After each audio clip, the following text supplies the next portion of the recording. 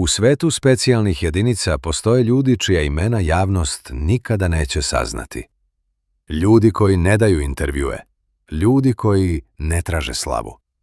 Kada predsjednik izlazi među narod, kada strane delegacije dolaze u Srbiju, kada postoji opasnost od terorističkog napada, upravo oni stoje između bezbednosti i katastrofe.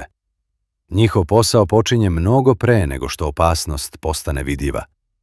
Oni analiziraju svaki prozor, svaki krov, svaki pokret u masi ljudi. Jedna greška može značiti tragediju. Zato greška nije dozvoljena. Ovo je priča o elitnoj jedinici Vojske Srbije, o ljudima poznatim pod jednim imenom – Kobre. Vojska Srbije kroz svoju istoriju razvila je više specijalnih jedinica namenjenih izvršavanju najtežih i najopasnijih zadataka. Međutim, malo koja jedinica izaziva toliko pažnje, poštovanja i misterije kao odred vojne policije specijalne namene Kobre. U pitanju je elitna jedinica čiji su pripadnici obučeni za zaštitu državnog vrha, protiv terorističke operacije, specijalna dejstva, visokog rizika, zaštitu važnih vojnih objekata, reagovanje u kriznim situacijama. Iako ih javnost retko vidi, Kobre predstavljaju jednu od najvažnijih karika bezbednosnog sistema Srbije. Njihova uloga nije samo fizička zaštita određenih osoba. Njihov zadatak je mnogo složeniji.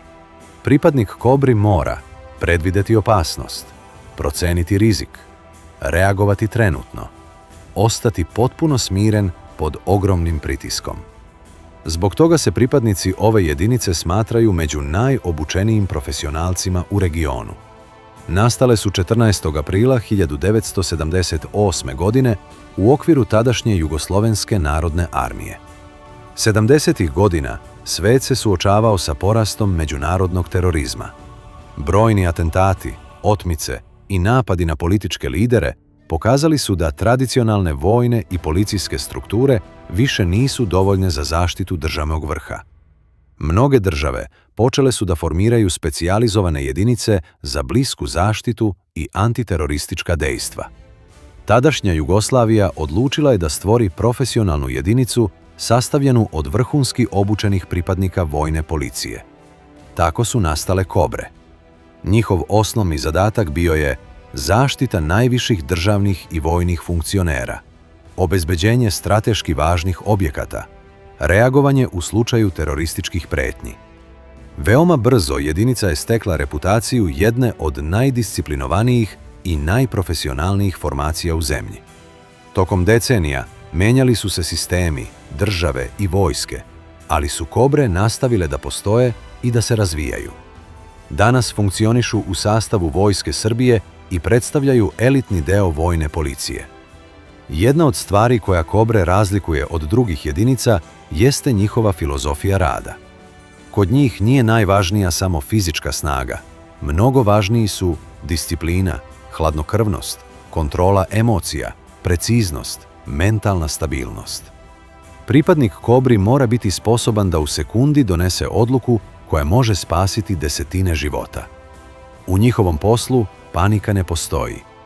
Njihova reakcija mora biti automatska, zato se obuka zasniva na beskonačnom ponavljanju procedura i simulaciji realnih opasnih situacija. Ulazak u Kobre smatra se jednim od najtežih izazova unutar Vojske Srbije. Kandidati moraju proći rigoroznu selekciju. Prvo se proverava fizička spremnost, vojna disciplina, zdravstveno stanje, psihološka stabilnost, dosadašnji rezultati u službi.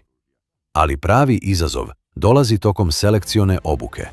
Borbu prsa u prsa, gađanje pod stresom, simulacije kriznih situacija, rad bez dovoljno sna. Cilj nije samo pronaći fizički snažne ljude. Instruktori traže osobe koje mogu ostati racionalne, čak i kada telo više nema snage. Veliki broj kandidata ne uspe da završi selekciju. Neki odustanu fizički, neki psihički, a neki jednostavno ne mogu izdržati konstantan pritisak. Jedna od najvažnijih karakteristika pripadnika Kobri jeste psihološka otpornost. Njihov posao često podrazumeva zaštitu ljudi u masi, procenu potencijalnih atentatora, reagovanje tokom pucnjave, evakuaciju štićene osobe pod napadom. U takvim situacijama nema vremena za razmišljanje. Zbog toga se pripadnici jedinice treniraju da ostanu potpuno fokusirani, čak i tokom ekstremnog stresa. Psihološka obuka uključuje kontrolu straha, reakciju pod pritiskom, donošenje brzih odluka, koncentraciju tokom haosa. To je jedan od razloga zbog kojih se kobre smatraju elitom. Nakon prolaska selekcije počinje višegodišnja specijalistička obuka. Pripadnici jedinice treniraju gotovo svakodnevno. Njihov trening uključuje precizno gađanje, pucanje u pokretu, blisku borbu, taktičko kretanje, upade u objekte, zaštitu VIP ličnosti, borbu u urbanim sredinama, padobranske skokove, snajpersku obuku, vožnju pod velikim brzinama, reagovanje u talačkim krizama. Poseban deo treninga odnosi se na zaštitu štićenih osoba.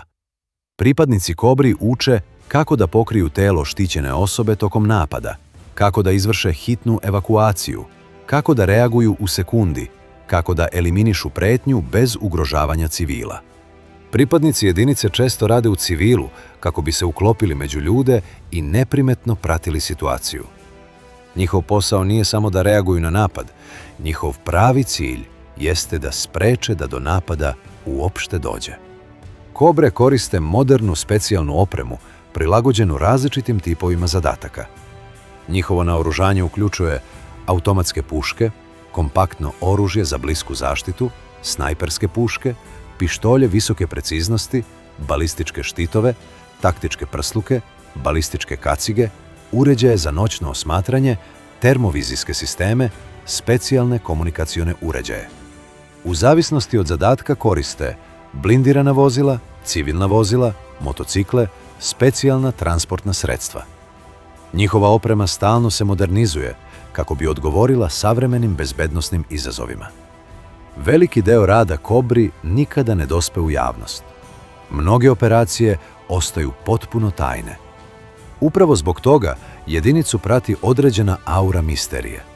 Njihovi pripadnici retko govore za medije, a detalji zadataka uglavnom nisu dostupni javnosti. To nije slučajno. Diskrecija povećava bezbednost operacija i štiti same pripadnike jedinice. U njihovom poslu anonimnost može spasiti život.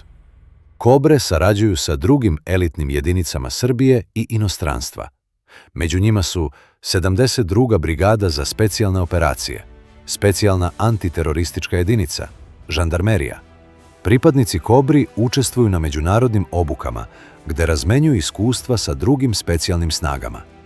Na taj način jedinica stalno unapređuje taktike i metode rada. Od 2013. godine i žene mogu postati deo jedinice.